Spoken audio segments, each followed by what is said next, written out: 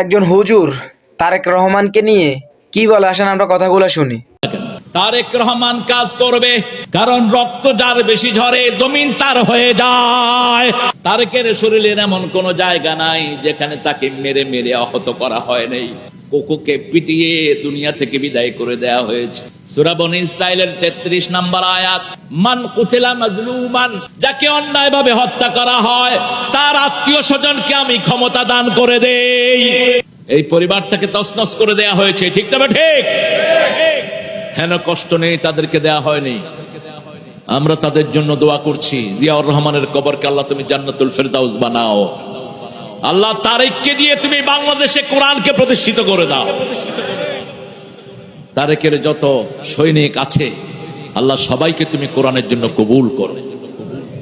বিগত 17টা বছর সবচেয়ে বেশি মামলা খেয়েছে কারা? কারা? কয়টা ছিল মামলা? 226টা ছিল মামলা।